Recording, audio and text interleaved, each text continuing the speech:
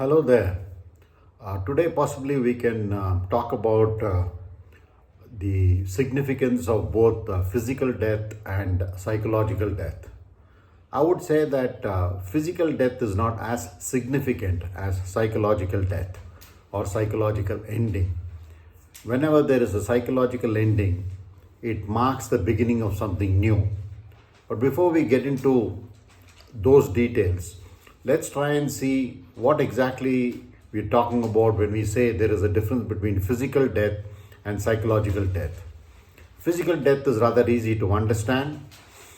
All of us would have witnessed physical death in our family, in our neighborhood, among our friends, relatives, even sometimes in our workplace.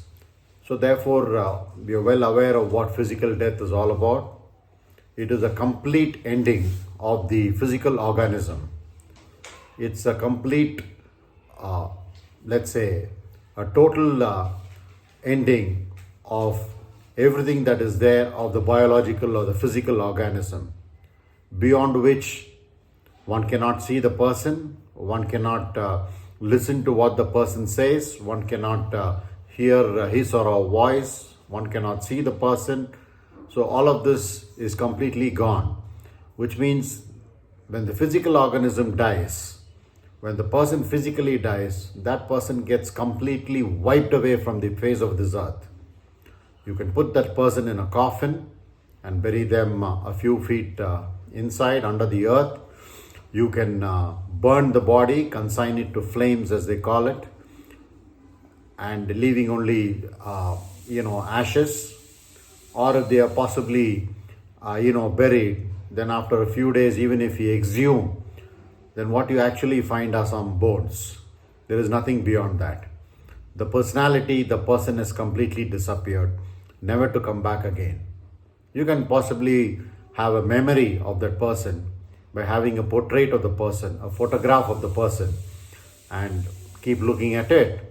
It may evoke strong memories about that person, and then you keep thinking about him or her. Only so much is possible, but it is impossible for you to touch and feel that person. That person is completely gone. That's physical death. It is significant, definitely. It is significant in the sense that for the person who's already gone, that's about it. I mean, there is no question of any more significance because that person's brain is dead, the heart has stopped, the flesh and blood and muscles and bones all are gone. But the people around him, whether they are the rest of the family members or the friends in the neighborhood or any other kind of a persons who have been interacting with this particular individual who is dead, may be impacted, would be impacted, and many times definitely impacted. So depending on the sphere of influence that this person has, the people around him or her would be impacted, and the strength of that impact would depend on the kind of relationship that this dead person had with all the living people around him. So if one was a father or a mother, a son or a daughter, an aunt or an uncle, people who are very close to family, people who are a set of family members, then there the impact is quite strong. The memories lingers on for several days, and it becomes rather difficult for people who are part of the family, who are part of this close circle of even an extended family, to forget this particular individual.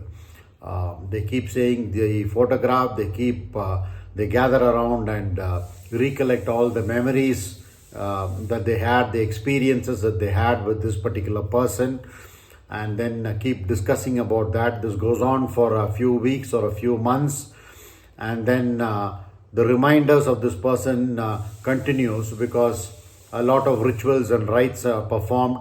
Then even after the completion of a few months or even a year, there are what are called the death anniversaries that are celebrated or conducted rather, so in memory of the dead person. So therefore these are very, very strong memories that linger on. As they say, time sometimes becomes the best healer. As time goes on, there is some level of forgetfulness of this particular person who is dead. And in some of the cases, one also witnesses that even after a few years or many years, some people who are very, very close to this person who passed away are not able to wipe away the memory of this person from their own memories. So that's how strong this impact of physical death is. Now, contrast this to psychological death. What exactly are we talking about when we say psychological death or psychological ending? Psychologically, what one is referring to is the content of consciousness that one has. The content of consciousness is rather easy to understand if you sort of look at it in a very simple way, which is all the accumulation of all the memories, the knowledge, the hurts, strong feelings, emotions, so-called love, hate, greed, envy, jealousy, hope, despair, hypocrisy, cowardice, courage, so-called courage, all of this pain, physical pain, emotional pain, the memory of it. So all of this is put together as consciousness, and that is what makes up the consciousness's content. So one is talking about the ending of this, which means the dissolution of this content, the wiping away of this content. And what happens when this content is washed away? Does one become a zombie?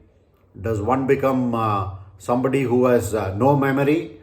Sort of like a living cabbage with no feelings at all, with no emotions? Is that what happens? No, absolutely not.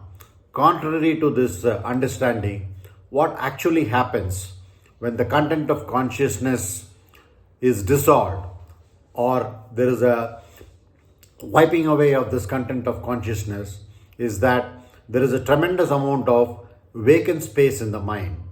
And this vacant space in the mind is a very fertile ground for love to nourish, for love to grow. After all, this whole world or the whole universe, as they say, is an ocean of love. But if this ocean of love has to be grasped, if the immensity of this love has to be understood, then it is very important that the mind is kept open to receive that love, to receive that universal love. And that is possible only when the mind or the content of consciousness is not so much crammed with all of the things that is there, which I listed, making the content of consciousness unreceptive to anything that is new, to anything that is creative from outside. So therefore, it is extremely important that just as we go to bed every day after a physically exhausted, tired day, and then a good night's sleep, a night of good rest is absolutely important, because when we wake up, it invigorates us for us to start a fresh new day. Similarly, it is very, very important that we end the psychological content of consciousness every day so that the mind is fresh, the mind is vacant, the mind is empty to receive love, to make love happen and nourish and grow in the content of consciousness, which was earlier besmirched with all these undesirable, unwelcome qualities that we had. Now, does that mean that one should put a wall against all of this and then permit only love? Is that a practical thing to happen? Well, one does not actually mean that is how exactly it takes place. But the very observation of the content of the consciousness means that we are able to dissolve all the unnecessary contents and then keep the ground fertile, fecund, to be able to receive this universal love. Until the dissolution happens, it becomes very hypothetical and theoretical to talk about this universal love. It is only when one actually tests this out, tries it out, that one is able to catch a glimpse of what it means to receive universal love and possibly even abide in it. So that's possibly the key difference between the physical death and the psychological death. One is about the physical ending of the organism, and the organism never is there, raises itself from the ground once again. Whereas in psychological ending, the key point here is that there is a rebirth, because the ending of something marks the beginning of something new. There is a rebirth or an incarnation of something new, and that newness is the creative mind, is the intelligent mind, is the mind that can abide in love, is the mind that is able to flow in this ocean of love, and is able to impact tremendously the rest of the people around him or her who is completely enveloped in love. Thank you.